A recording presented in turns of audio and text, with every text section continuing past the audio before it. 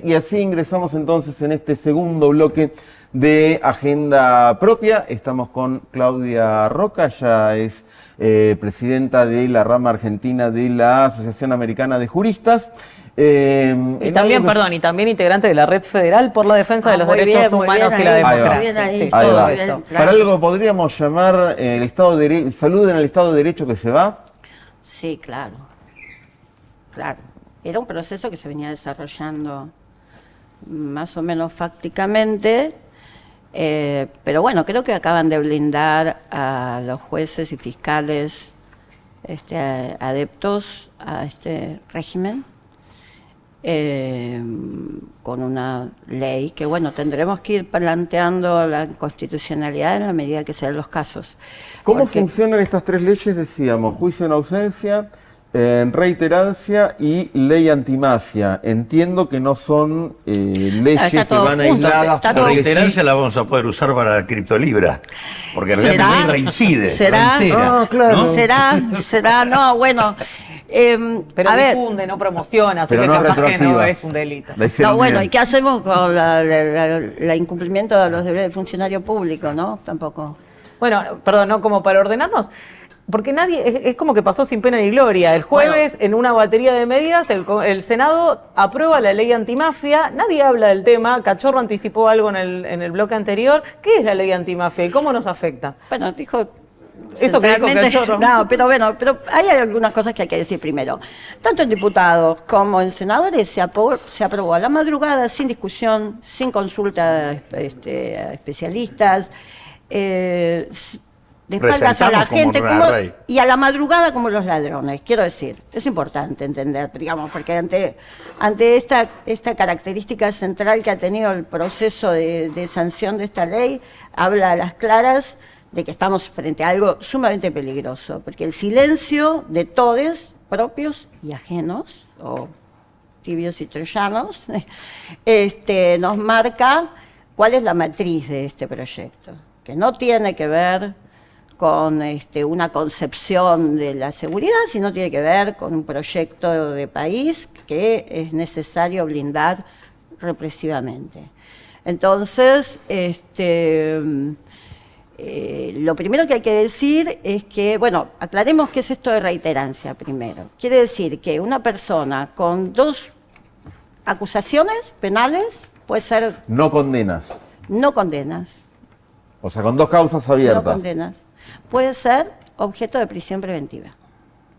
Inconstitucional y contrario a todas las convenciones. Perdón, acusaciones de cualquier gravedad, digo, si no sé, me detienen por resistencia a la autoridad, que es una figura que se usa mucho cuando se detienen en una represión. Y además modifica la reincidencia, que antes se exigía que se tomara como reincidencia el cumplimiento efectivo de una condena. Nada, simplemente condena. Por ejemplo, los detenidos el 12 de junio del año pasado durante las protestas contra la ley Bases, ya tienen o sea, los agarran por una infracción de tránsito y podrían tener preventiva. Bueno, infracción de tránsito. Infracción de tránsito no es cierto, pero por una contravención. Una resistencia a la autoridad. Claro, otra. Claro, es. Vos decías... y me interesa un poquito profundizar, porque como red, y para mí es muy importante esa organización de multiplicidad de más de 100 organizaciones, de organismos de derechos humanos, organizaciones de juristas, organizaciones sindicales, sociales de diversos signos, hemos constituido, y desde allí, además de diversas acciones que hemos realizado de difusión, hemos hecho una presentación al Congreso de la Nación, al Senado, para que le ponga límites a esta ley antimafias. La respuesta fue silencio total y habilitación y aprobación entre gallo y medianoche. Me gustaría un poquito profundizar sobre esa presentación. Por mail de haber nada más. No, bueno... ironía aparte, lo primero que hay que decir es que es una ley que tiene defectos jurídicos importantísimos. Para empezar, no define qué es crimen organizado, o sea, podemos ser crimen organizado, no definir un tipo penal, sabemos cuál es el objetivo, ¿no? Que eso es como el ABC de una ley. Claro. Definir... No, y además, porque cuando vos no definís un tipo penal, habilita que la interpretación sea amplia del juez o el fiscal, claro, pero digo, toda ley cuando legisla sobre algo define que es ese bueno, alcance. Es esencial en el derecho penal tipificar. Una conducta, para ser punible, tiene que estar tipificada. Si no, no es punible. La otra cuestión central es lo que se denomina el derecho penal de autor. Es decir, vos para que seas condenado por algo tenés que haber hecho algo. Tenés que haber cometido una conducta punible. Bueno, aquí, igual que en la controvertida figura de asociación ilícita, solo porque ellos digan que perteneces a una organización que ellos dicen que es crimen organizado, sos pasible de pena. Eso, por ejemplo, digo, como para ejemplificar, cuando alegan que las comunidades mapuches que reclaman en el sur, casi que viene, en el sur un territorio dedicado, es una dedicatoria que le hacen, creo yo. Ok, o sea, ¿no? si existe o no existe en efecto, una bueno, ellos le dijeron la RAM o lo que sea, RAM, claro, digamos, un grupo armado, etcétera, como no hace falta demostrarlo, simplemente la justicia puede decir que existe. Ellos dicen que pertenece a la RAM, que además ellos dicen que es una organización criminal, y entonces es pasible de detención y pena. En realidad lo que me parece que está acá es haber armado un esquema donde se elimina el Estado de Derecho en aquellas regiones que son definidas como estratégicas, fundamentalmente asociadas al saqueo de los recursos naturales. Claro. Entonces, en aquellas zonas donde eso hay que llevarlo adelante, ahí el Estado de Derecho desaparece y entran a jugar este tipo de normas que... un ejemplo muy simple, una estado de excepción. Una asamblea de trabajadores en Boca de Mina puede ser calificada como un bloqueo, afecta a un interés estratégico y por lo tanto pueden esos trabajadores ser calificados de terroristas y un fiscal puede ordenar y establecer que de alguna manera, ese territorio de alguna manera sea liberado y en estado de sitio. Eso ya lo teníamos, el tema de la intervención sindical.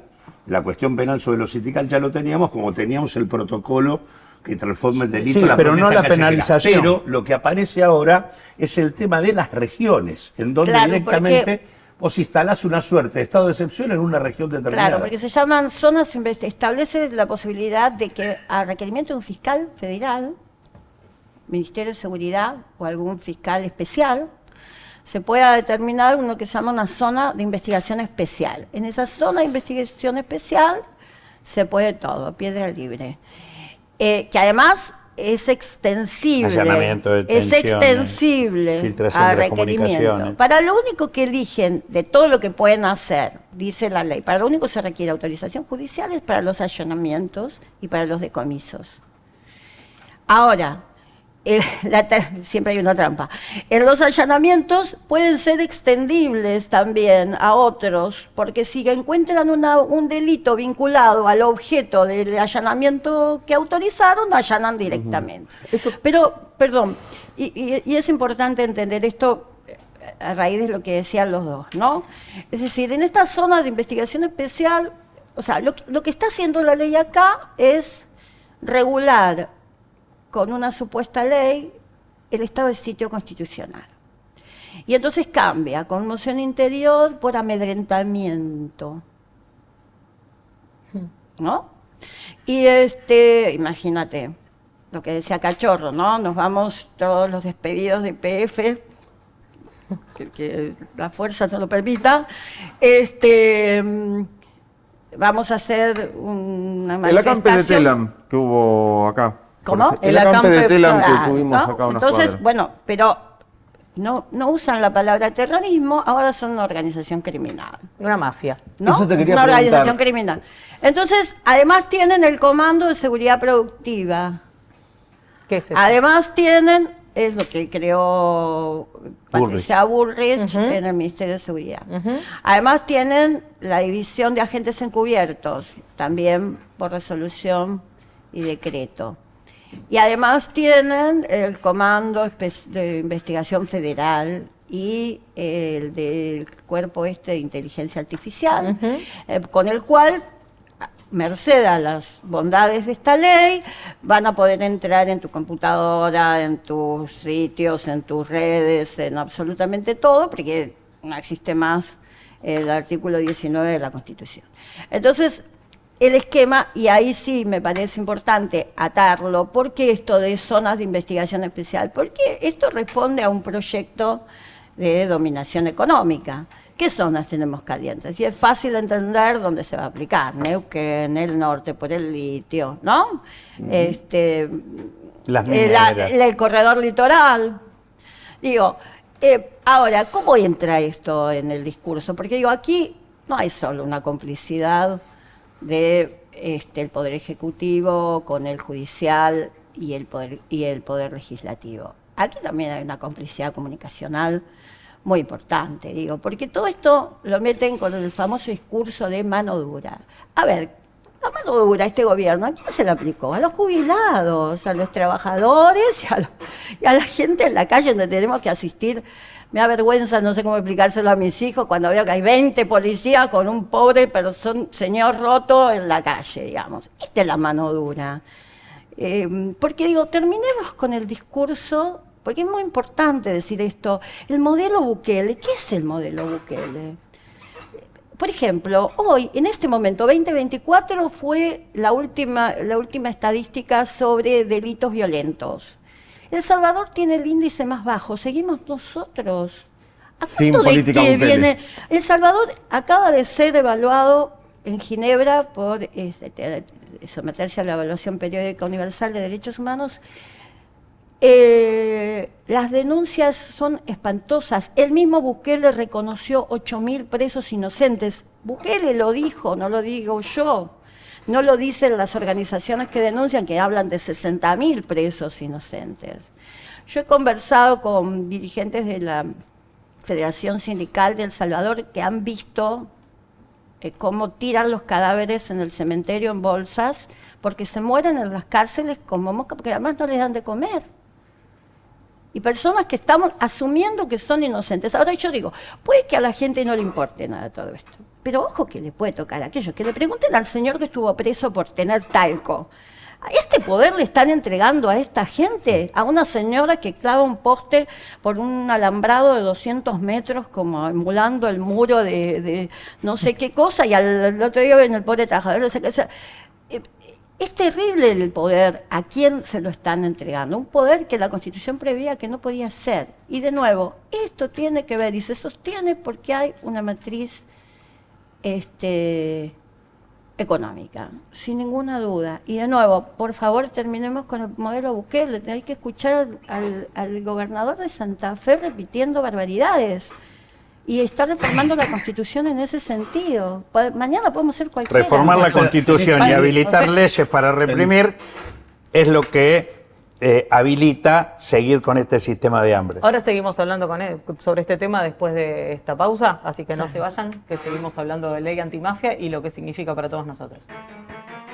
Bueno, y seguimos con Claudia Roca hablando sobre la ley antimafia, una ley que se acaba de aprobar en el Senado este jueves que pasó y que prácticamente no salió en ningún lado y que no se discute y que nos explicabas antes del corte que la venden como una solución o una posible solución a un problema que a priori no existía. No existe. Una suerte de crimen organizado que parece que aqueja a la sociedad argentina y que en realidad no es tal, sino que es una ley hecha a la medida de las necesidades de un gobierno que tiene que fomentar el negocio de explotación de recursos naturales y encontrar alguna forma legal de combatir a aquellos sectores que se oponen. ¿Estoy entendiendo bien? Pero aparte digo, vos dijiste que es una legislación que supuestamente viene a combatir el crimen organizado sin tipificar qué es el crimen organizado. Se supone que la mafia, o las mafias, que son todas las que se vienen a combatir con esto, son las asociaciones que de alguna manera llevan adelante el crimen organizado. ¿Cómo definen las mafias ahí en esa ley? No las define. No las define. Claro, pero aparte, porque lo de antimafia fue un nombre que se le puso, un caballito de batalla comunicacional, por eso decía de la complicidad comunicacional, digo, habla de, por eso se llama en realidad Ley de Abordaje Integral del Crimen Organizado, ese es el nombre de verdad. Pero, de nuevo, hay un tema que es como central, ¿no? ¿Cuáles son las consecuencias en nuestra sociedad del supuesto crimen organizado? Porque, digo, si uno mira estadísticas, repito, tenemos el segundo indicador más bajo en la región de delitos violentos. Pero sigamos, a ver. El narco en Santa Fe.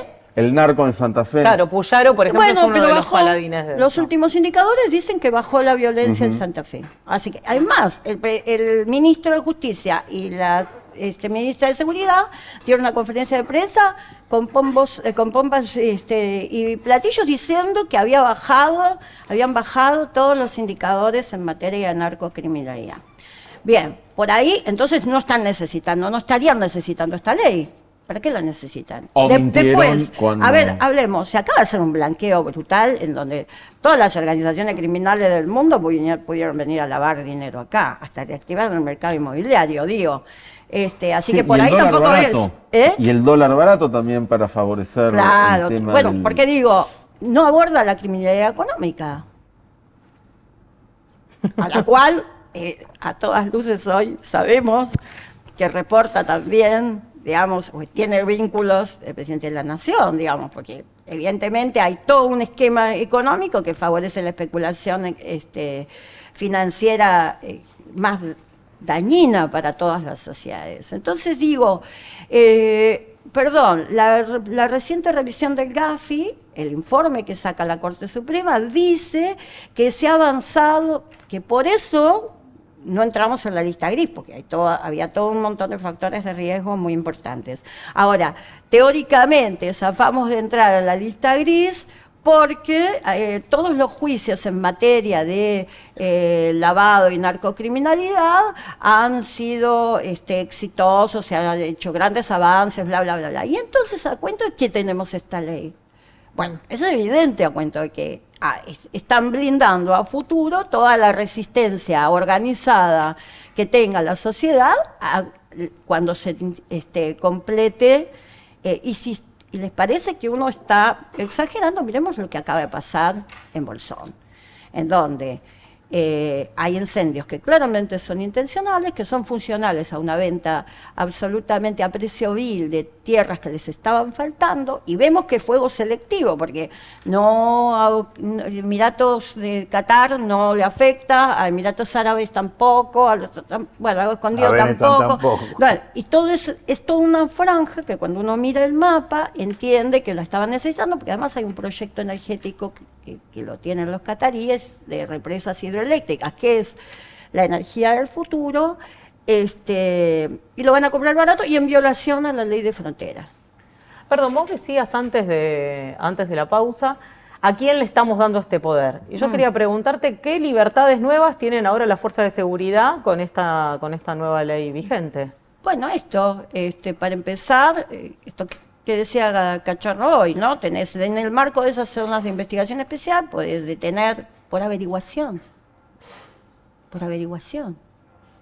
más de 30 días. Podés allanar con la autoridad del juez, podés secuestrar bienes, podés decomisar, podés intervenir absolutamente todas las comunicaciones de una persona, y de nuevo... teléfonos, computadoras... Claro, bueno, que le pregunten de nuevo, insisto, con este pobre hombre que fue preso por Talco, si no hubiera tenido las garantías constitucionales que tanto nos reprochan. ¿Dónde estaba ese señor? Y que la ley antimafia viola. Claro, obvio. ¿Dónde estaba ese señor ahora? A partir de esta norma, ¿dónde está ese señor ahora? También está preso.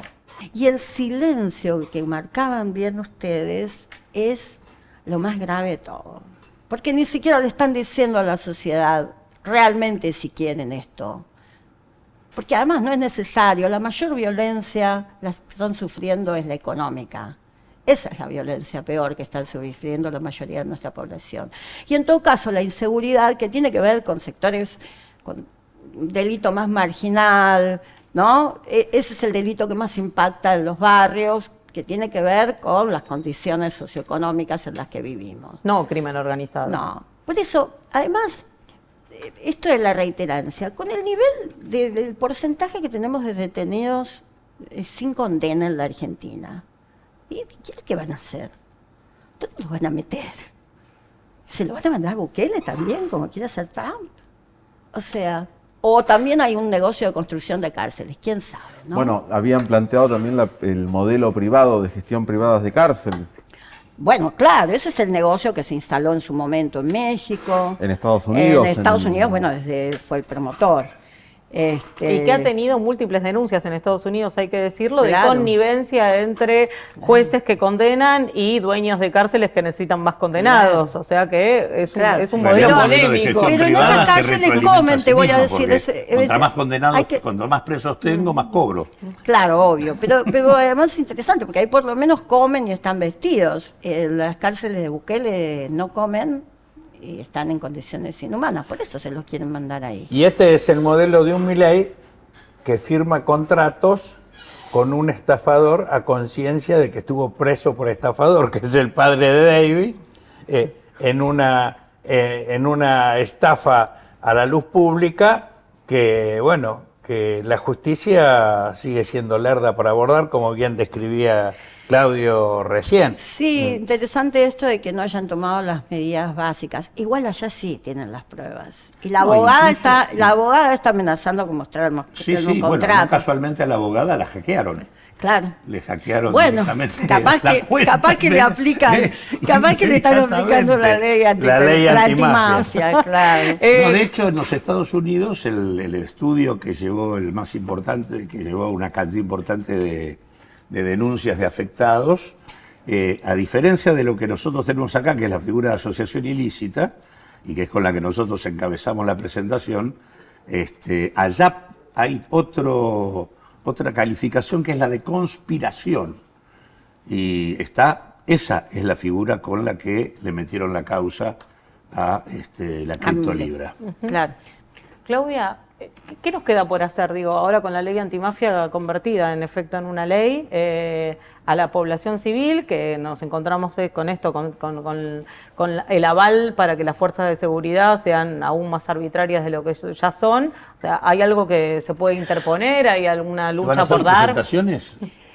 A ver, el problema que tenemos es que si lo hacemos en abstracto hoy, nos van a decir que no hay caso federal. Hay que hacerlo sobre los casos. Yo creo que hay que tener ya una plancha preparada para, en cuanto suceda, facilitársela a todos aquellos que sean objeto de esta ley. afectados. Porque, de nuevo, si la planteamos en general, nos va a pasar lo mismo que nos pasó con el vergonzante 70-23, vergonzante para el Poder Judicial, porque quiero decir que además los jueces están renunciando a la obligación que tienen de cazar inconstitucionalidades. Y no lo digo yo. Hasta lo dijo Fay, no lo dijo Zaffaroni, lo tiene escrito Fay. Así que, por supuesto que nada de todo esto sería posible sin este Poder Judicial. Y sin esta Corte, ¿no? Digo, nos sucedió la dictadura. Porque la Corte todavía sigue sin pronunciarse. Sucedió la dictadura y volvieron a cumplir el mismo rol. Es triste, salvo honrosas excepciones, por supuesto, que hay que cuidarlas. Hoy hay una rebelión importante con el tema del fallo Levinas, que bueno, estamos tratando ahí de ver cómo encauzamos o colaborar, porque las salas se han revelado con razón. La Defensora General de la Nación hizo una presentación que por supuesto fue rechazada. Hasta Casal se pronunció en contra. ¿Qué quiere decir esto? Convierte a todos los jueces nacionales en jueces fiscales y defensores de la justicia de Buenos Aires. ¿Por qué? Porque la tiene cooptada. Pero además arman un zafarrancho procesal. O sea, es tremendo eso. La gente tampoco se habla de la dimensión que tiene ese fallo. Entonces, bueno, nada. Bueno, pero para responder a tu pregunta, digo, para empezar hay que decir que la falta de resistencia hoy estamos a las claras, no es la solución. ¿No? Porque, digamos, es la falta de resistencia a un proceso que trae un poder ejecutivo que no han dado las instituciones. Y esto solo puede empeorar. Lo que creo es que tenemos que ser más estratégicos, trabajar en conjunto, absolutamente conectados. Estas redes sirven, estos canales, este tejido sirve para eso. Y bueno, cuidar las estrategias y profundizar la resistencia. Y sobre todo también nosotros hemos acabado en enero interpuesto un documento también ante la Comisión de Derechos Humanos de Naciones Unidas, que va a ser tratado en marzo, denunciando todo este proceso, que además, en definitiva, lo que se está cargando es el derecho al desarrollo y a los derechos económicos, sociales y culturales a través de los civiles y políticos de nuestro país. Nada menos. Gracias, Claudia, por estar con nosotros. Nos vamos a esta pequeña pausita y volvemos.